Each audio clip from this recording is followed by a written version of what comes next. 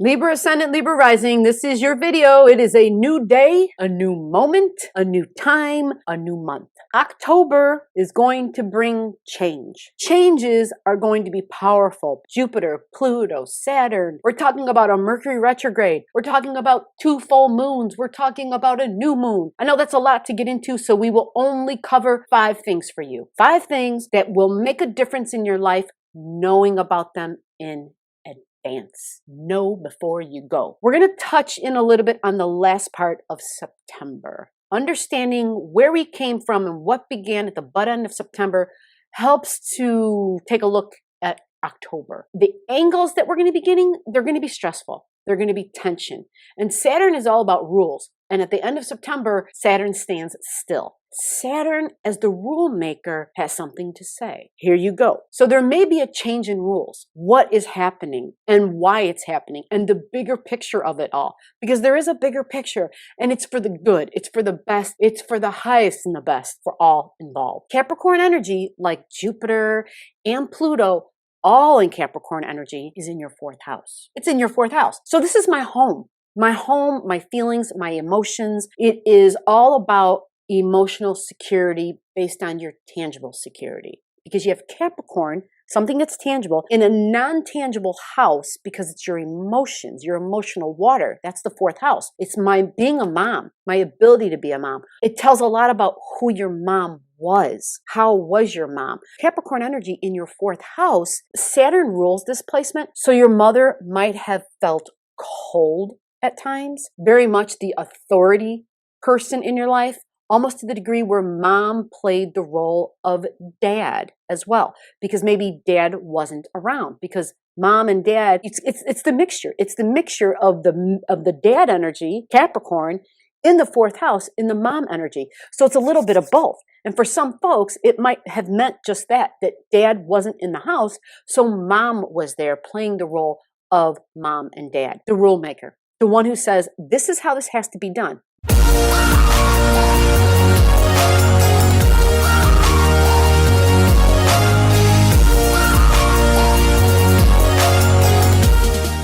Your mom was likely always trying to make sure things were organized, okay, to keep things structured. It wasn't so much about organizing to the degree of being a control freak, but because there was a goal, because that's Capricorn, there was a goal, and understanding that if we take care of the steps that it takes to get to the goal, that's that Capricorn, the rungs on the ladder. Each rung on that ladder are the steps that have to be had to get up there. Setting up structures to do that, right? The ladder, the physical structure of a ladder, right? You've got the rungs, you've got the 2 vertical slats. Those are structures. And the tangible, material, physical structures, right? It's like, I can see it. This is that. It's not simply a matter of, I just want that there because I want that there, or I, it helps them.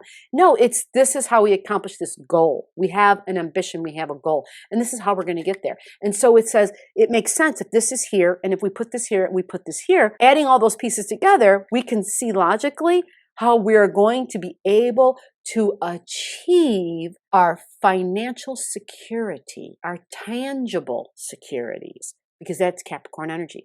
It is professional goals, okay? So having that kind of energy in the 4th house, mom likely had some high professional goals, but then was able to take those professional goals and ambitions and apply that sense of professionalism to the home. So Saturn standing still means there's like a reminder of that, because when Saturn stands still, it's stronger. We feel it. And it's standing still, literally moving direct on the 28th/29th. Previous to going direct, it has to slow down because it was moving retrograde. It was going backwards. Keep in mind that Saturn is the structures of your life, okay, of your professional life, also the structures of your emotional world. Because Saturn is all about, this is what we do to achieve this. It represents time. So it's time-honored structures. So the word tradition is a big deal with Saturn energy. So people with this placement, Libra, right? Traditions in the home, like this is what my mom did. This is what we did as a family. fourth house, family. When Libras have this, a lot of times because it's Capricorn energy in the fourth house, it's that mixture of, because Saturn rules, I keep hearing hard, hard, hard, hard, cold, cold, cold, cold. This is what I keep hearing. Saturn, like I'm taking my logical, rational knowledge and I'm connecting it to what I'm hearing. Saturn is cold. You know, they say that when they've studied the planet Saturn, there's like ice crystals hanging off the thing. It's like a hard, iron, like rock hard thing, and it's very cold, dry and cold. Home life as a child, because your fourth house represented where you lived when you were a child. Home life as a child could have been described as cold and hard. Now, this doesn't have to be exactly you, because if you have other things in that house that could help balance or add softness to that, you could say, no, that wasn't me at all. Okay, and that's fair enough. But understanding this in your home, that there's a predisposition for this professional, almost, it just came and went, sterile environment to a degree, because when things are supposed to be professional, there should be a level of cleanliness, a level of order, a level of professionalism. And at home, that doesn't sound real fun. That, you know, home is more about comfort. Oh, this is what I need, right? And it's about warmth, and it's about a place where you go get nurtured. The other stuff is it just, yeah, there's this lack of feeling. And that makes sense because Saturn, Capricorn energy, remember I'm using those two words interchangeable. The Capricorn Saturn energy is the exact opposite of Cancer energy. And Cancer is emotional security. It is home. It is feelings. It is emotions. But Capricorn's opposite of that. Warm.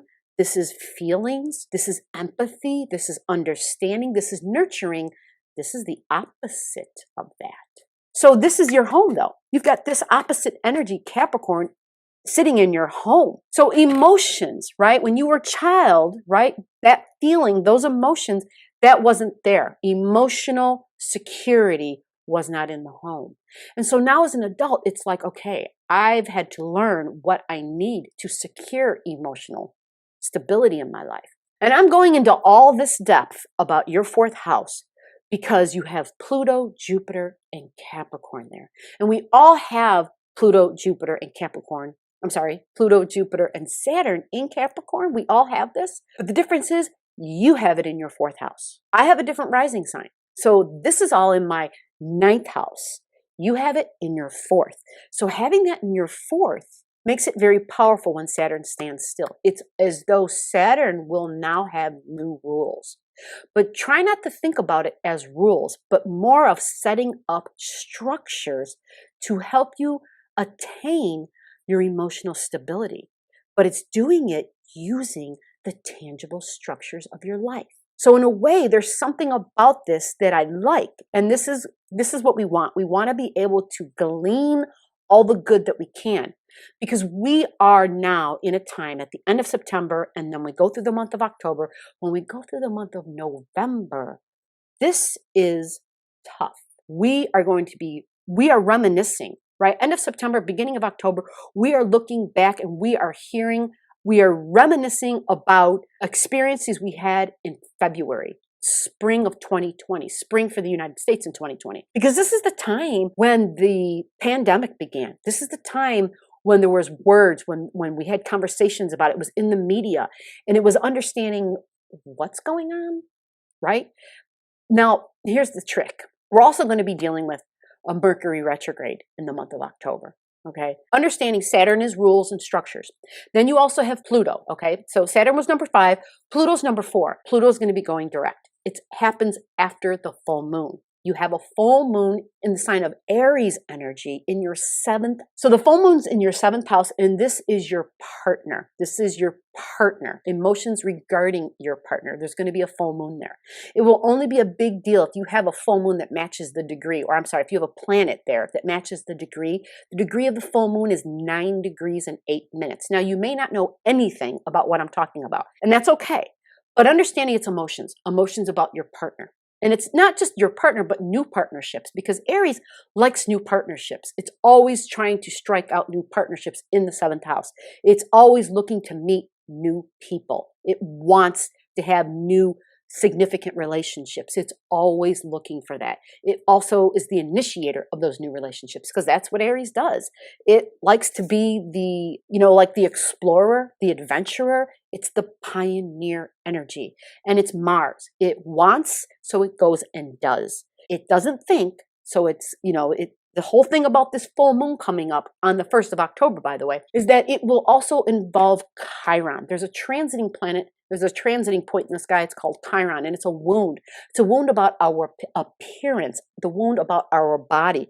And this happens in your significant one-on-one relationships. So it's your partner. It's the people who you are connected to and how they appear. Understanding it's a wound and it's high level of emotions, realize you need to detach. You take the same advice you do for every full moon. It's elevated emotions. Now, when we look at the big scale, is there anything squaring the 9-degree point? There is nothing squaring by transit. Okay, so that's good news.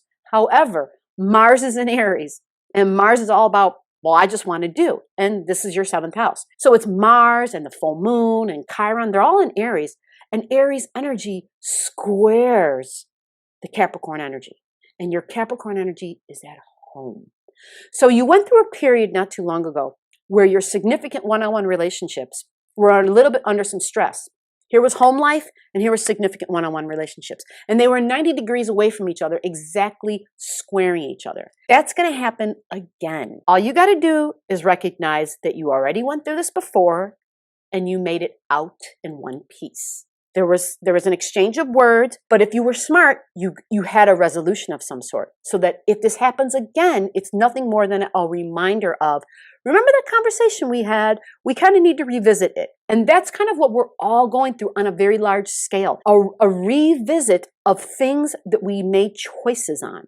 And that's also another thing that's happening. It's not just revisiting globally, right? Globally, we had a bunch of rules that were put upon us. And that's why Mars is having a hard time. And that's the same thing. It's rules at home and rules in my significant one-on-one relationship. Also your professional relationship, because that 7th house is also when you are interacting with people professionally one-on-one. When people come to you for a consultation, like they want to sit down, they want to pay you and talk to you.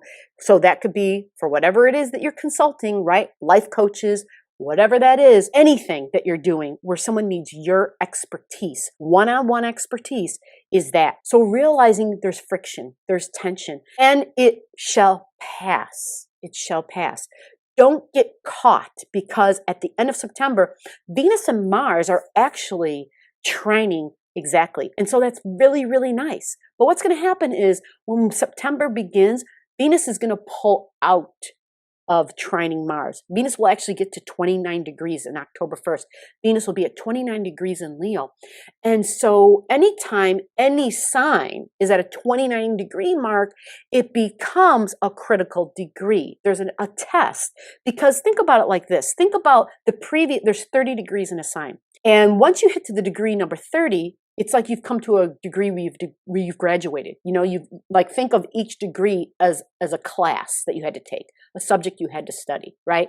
And the whole sign is like the academy. So Venus right now is in Leo Academy. And Venus was learning as she goes through Leo what it is that she likes to do for fun, what it is that makes her laugh, what it is that she values. And so she's learning, I value this, I value this, I value this, because this makes me laugh. This makes me feel good. Venus is all about the sensitivities and all about the smells, the tastes, the touches. Venus likes nice things. But in Leo, she loves to laugh and wants to have a good time. She can be optimistic. So at the same time, she's having a good time. It's all about flirting, but it's definitely about what I love and who I value. And so there's an emphasis of that. But at 29 degrees, we're usually tested in some way. We're usually asked to prove that we learned all the previous degrees. Now, this would only be a big deal if you have something squaring that, okay? Anything I'm talking about, you have a question, you want to know, comment below. The full moon, elevated emotions, all about Chiron energy, all about a wound that we previously had. Pluto, all about power, all about the soul's power, all about deep stuff below the surface. Pluto's in Capricorn, and Capricorn is power within the government, power within those who are at work, power with those who are bosses over me, people who can tell me what to do. It is their power. They will show that they have power because Pluto stands still 2 days after the full moon, October 3rd. And when Pluto stands still, it becomes even stronger. Along with Pluto's power, we have fear. Pluto is fear because it's stuff that's buried below the surface. The only thing we know about fear is that we can feel it. So it is definitely a below the surface thing. So what happens is we've been carrying fears with us from childhood, from past lives that we didn't even know existed. We didn't know that we had them. But what's going on is it's a fear that has to do with your tangible security because it's in Capricorn. So fear that has to do with your tangible security because it's in Capricorn. And that is our jobs, our career. There are those in government. There are those who make the rules. There are those who are the boss, right? People who are above you who can tell you what to do. There might be a difficulty with that. There might be some tension and frustration because we have Saturn standing still, who's the rule maker, Pluto standing still, who's going to show that it has power over you. And then Jupiter, also in your 4th house. All of this is happening in your 4th house. Now, for a lot of folks, this will go by and you may not notice it. But if you notice something big, you know you have planets there because it's already beginning to happen because Saturn is going really slow right now. Right now I'm recording it. It's like the 22nd, 23rd of September, and Saturn has to slow down before it can stand still. It stands still on the 28th or the 27th, 28th, depending upon where you live in the world. Just like a car, before you have to change directions. You know, if you're going to put it in reverse, you have to put your foot on the brake first, slow the car down. Once it's stopped, and then you're supposed to put it in reverse. It's like that. So it becomes more powerful, it becomes more obvious. If you were to pass your hand over that flame, and then you suddenly stop right over the flame, oh, you can feel it. It's stronger. And when they stop, remember, it's the hand over the flame. You can like, woo, that's hot. That's what that is. So we will feel the power pronounced then. But Jupiter is going to catch up to Pluto. Now, this doesn't happen until November, but keep this in mind. It happens in November and it's going to be strong. What happens when Jupiter catches up to Pluto? Well, if Pluto is fear and if Pluto is power, Pluto's all about, you know, when Pluto shows its power and it angles up with Mars, with the body, with the people, with the people's bodies, greater revelation, because it's behind the scenes information that's coming out about more abuses of power. Now, on top of all that, where is this happening in your life? You can see where it's happening in the outer world. We hear about it in the news every day. There's more information that's been released about things that are happening. And a lot of it we're like, God, do I even believe that? I don't even know if I want to believe that or if I can believe it. But we have Mercury that's going to be doing a retrograde in October. And this is a really big deal. Mercury's your information, okay? And so when Mercury goes backwards, it's going to be reviewing. I have it written down here. I want you to think back to September, actually to right now. This is why this video was so important to put out now. September 23rd, September 24th. Keep track. The information you're hearing right now from September 24th to November 3rd. There's going to be a reckoning of information, a day where Mercury is going to keep on going. Then it's going to begin its retrograde, okay? And when it takes this retrograde, it'll be in October, goes retrograde, what will happen is Mercury goes back and gets information that it didn't have because it kind of just went too fast. Mercury's really speedy. And so it either dropped some nuggets, it forgot something. Either way, it goes back. And it looks at things that it was told or information, experiences that it had. There's going to be more information coming out, and then the information will be coming out in November, after November 3rd, by the way, after the election in the United States, about things that happened. And we know this because it's going to be doing a rerun. Your Mercury retrograde begins on the 13th of October. Now remember, when Mercury goes retrograde, Mercury is all about communication and information. So in the retrograde zone, that means that you want to be careful about what's being said. You want to be careful about information that's coming in. Typically, whatever information you're getting during a Mercury retrograde, it's not all there. There's pieces of information missing. You're not getting the whole story. So we recommend, for that reason, we recommend never to sign contracts during a Mercury retrograde just because of that. Whatever information you're going through, like if you need to make a decision during a Mercury retrograde, because here's the thing, we have an election during a Mercury retrograde. How many people are going to be filling out a ballot? How many people are going to be going ahead and mailing in their votes or going in early voting? And the votes are going to be happening during a Mercury retrograde. So what that means is I would expect to hear that once the election is done and they're tallying up the numbers, I would expect to hear a whole bunch of information that comes out that says there was some behind the scenes information, communication, talks and conversations that were going on that we were not aware of before, because it's going to have to do with the handling of information. That's Mercury, how the information is handled. And it's in Scorpio. And Scorpio is all about behind the scenes conversations. It's the hidden. It's not up front. It's below the surface. It's information, hidden information.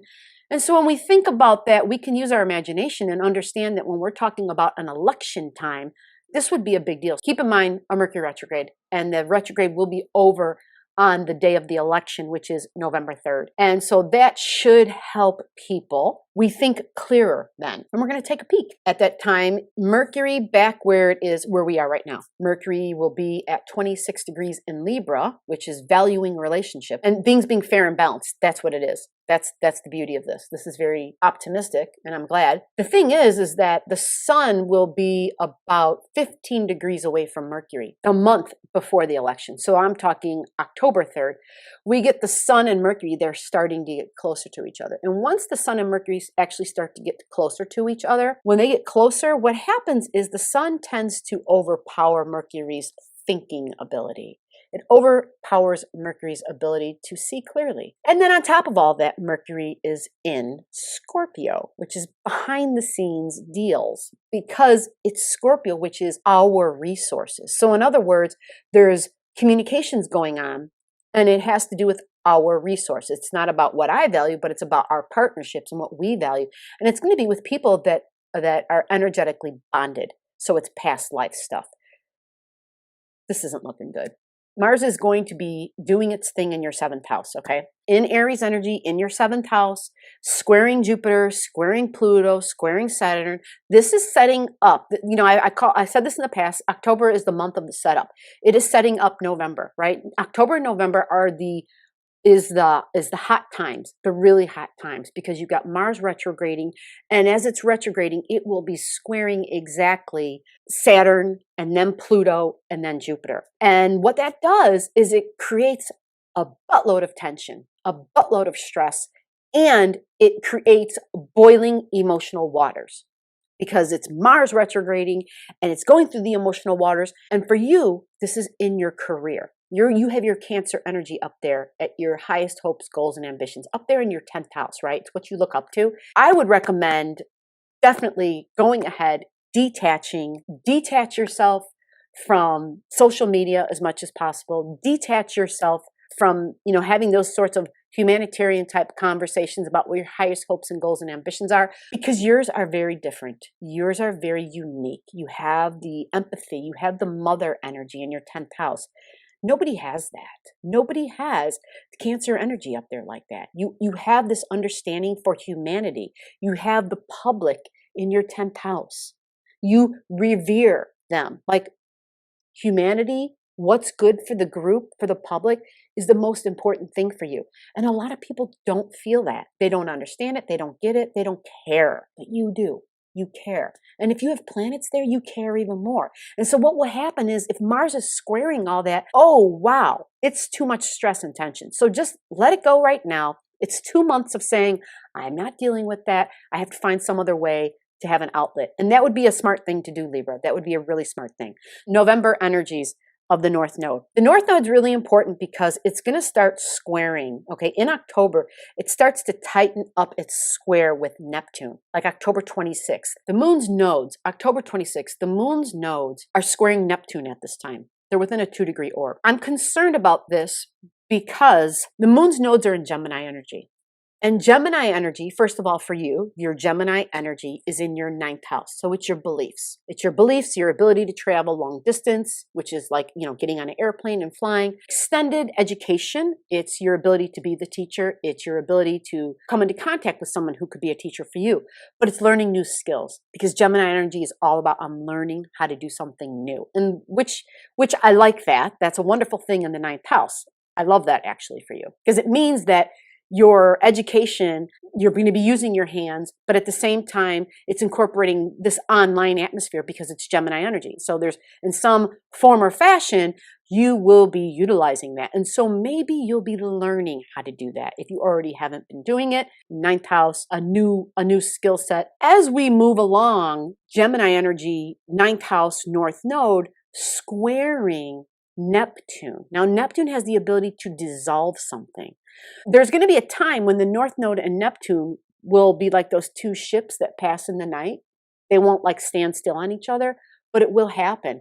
So likely, maybe there will be a break in what you're doing. Like maybe this will coincide exactly if maybe your job shuts down at a certain time of the year, or maybe you're a teacher where you have off like a month and a half or something. Yeah, it's the North Node though.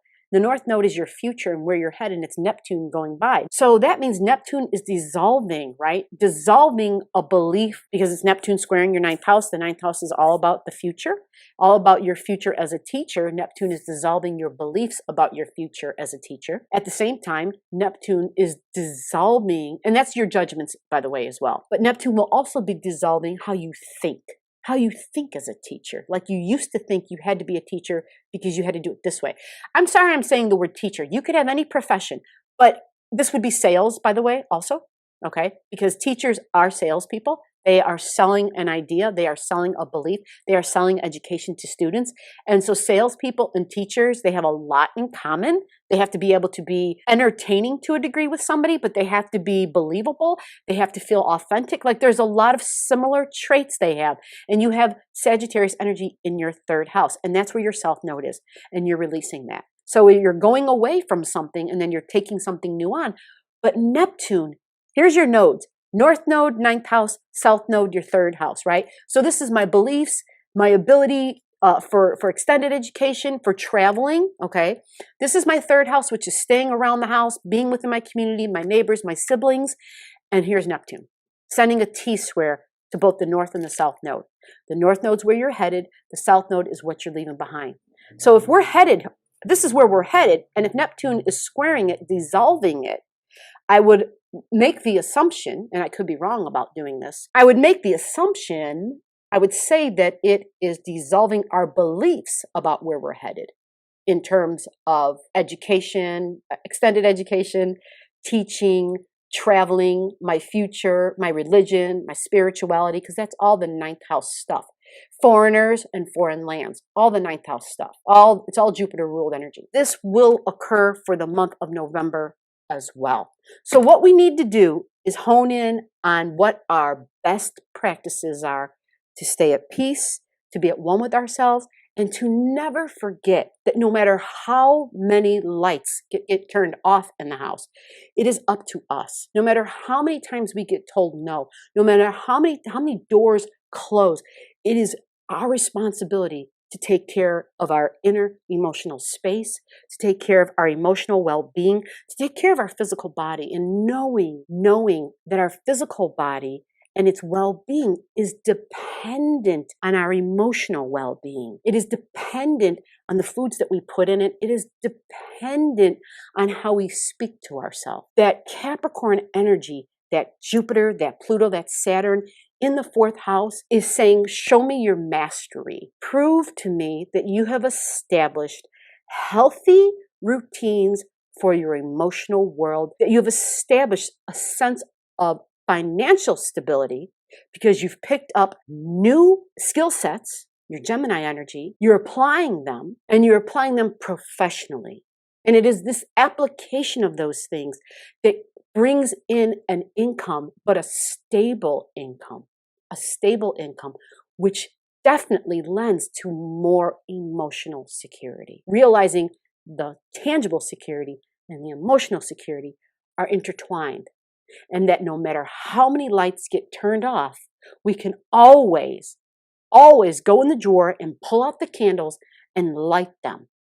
And if we don't have that, we have to learn and we have to have the ability, we have to prove that we can light our light within, that we have the power within us, whether it's starting to sing or to meditate, to pray, to have music, do whatever those best practices are for you to keep yourself free in mind, free in heart, and to hold in to the peace and the harmony that is you, Libra, to stay balanced and to have beauty and love and abundance surround you, understanding we are all one and that together we will rise.